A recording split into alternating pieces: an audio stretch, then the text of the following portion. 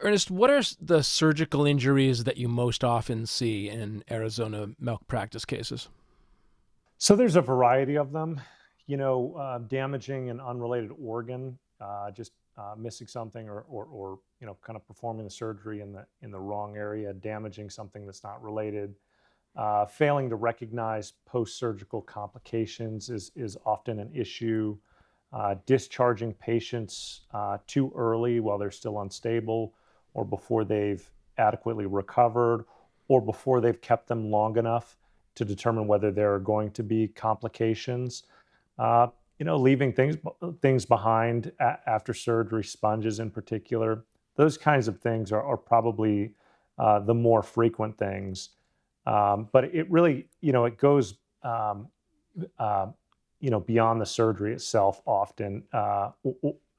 Sometimes it'll involve performing an unnecessary surgery, performing the wrong surgery, missing an obvious diagnosis and treating one thing when it's clearly another thing, or when it's unsure and there are multiple things, focusing in on one or two that maybe the doctor thinks are most likely, but there's still several other likely candidates that they end up ignoring, and it turns out to be one of those other ones, and the results, sometimes can be very catastrophic. So it's not always necessarily, the surgery itself, but it's a lot of things surrounding the surgery that are often at play as well.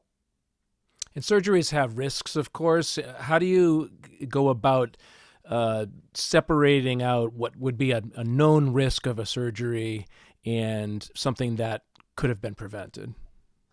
Sure. I mean, that's really the difference between, malpractice and um, complication, right? Mm. So the way you separate those is, uh, when there's a procedure and there's a bad outcome, the bad outcome doesn't necessarily mean that somebody did something wrong, right? It's not ideal, but we all know when you're dealing with people, when you're dealing with human beings, you have physiology and biology at play. You can do the same surgery exactly the same on two different people. You may get two different outcomes.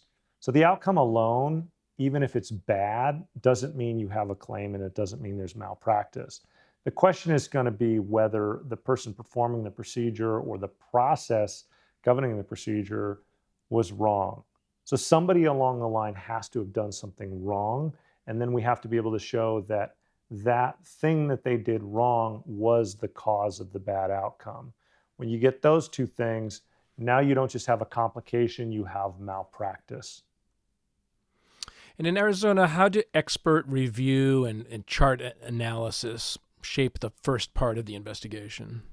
Yeah, great question. So in Arizona, if you are going to accuse a licensed medical professional of malpractice, in order to bring a suit, you are going to have to hire an expert who is a provider in the same field, who practiced in the same time frame that that person you're accusing practiced. And that person is going to have to come in, and they're going to right out of the gate, they're going to have to sign an affidavit, and they're going to say, I reviewed the records, this is what the scenario was, this is what the provider did or failed to do that was incorrect, and because of that, this injury resulted, or this bad outcome resulted. So you're going to have an expert that's willing to go in and testify to that fact as a threshold matter in Arizona.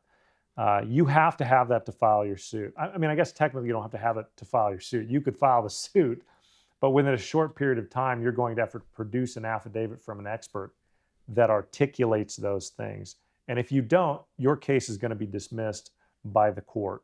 Uh, you have to establish what the standard is, or what the rule the medical professional should have followed in order to claim they did it wrong, in order to have a successful suit. That's just a bar to entry. So if you don't have that, you don't have a claim. So early on, when we're evaluating cases, we're looking at it through our own, legal lens, and through our own experience. We know a lot of this medicine fairly well just from working with it. But then ultimately, we're going to have to put it in the hands of an expert in the same field who will have to have an opinion on the matter. And, that's what you're going to have in order to move forward at all in Arizona. Okay.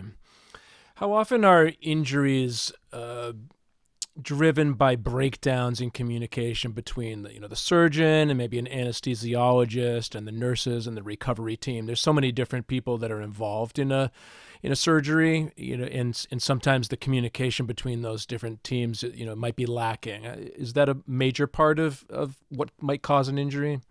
Yeah, that's right. In my experience, it's not as often the breakdown in communication per se, but that communication in that team.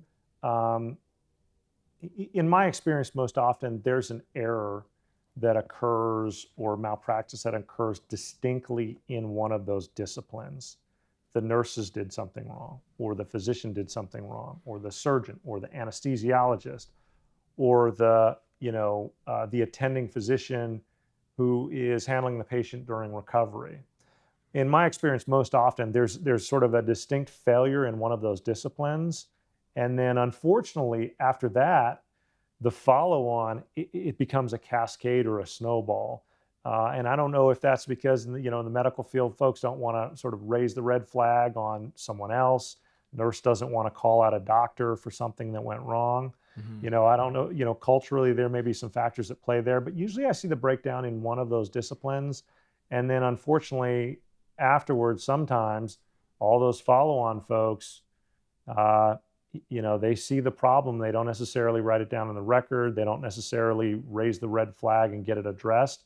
And then that injury or that complication just snowballs and gets worse and worse and worse, often, to be addressed after the person's left the hospital and ends up coming back in an ambulance because, somewhere up in that process, somebody did something wrong. And then everybody just kind of put checks in the boxes and pushed them out the door. So not so much communication in my experience. Usually there's a distinct failure, but very often that distinct failure then snowballs because the people following on are not, doing what they need to do to mitigate that problem. And what warning signs after your surgery should Arizona patients and families treat as more than just a normal recovery? Yeah, I mean, that's hard and that's going to be different from case to case. But generally speaking, the on the way out the door or even before your surgery, you should, when we talk about informed consent, but you should be informed of kind of what to expect. And so, and you usually get discharge papers, often with a lot of information in there. They don't necessarily verbalize to you, so you can look at those things as well. When things start to happen post surgery outside of the scope of those things that you were told to expect, that's really when you have to ask the questions, and above and beyond putting aside all the legal nonsense, you really need to pay attention to your body, and you need to pay attention to those warning signs, because sometimes, despite the fact that they're telling you on the phone that's normal or whatever, if you know something's not right, you need to get yourself back in there and force the issue and be an advocate for yourself. Because very often we see that they're just sort of getting told on the phone, everything's fine, just wait, just wait, just wait. People tend to know when something's not right. And I know that sounds like a very sort of squishy standard, uh, or sort of a squishy rule that's hard to define. And it just is. I mean, you kind of have to know your body. You have to look if it's outside the scope of those things they told you to expect. If you just don't feel right, you really need to advocate, get yourself back in there, and get yourself taken care of. I would say, that's the rule.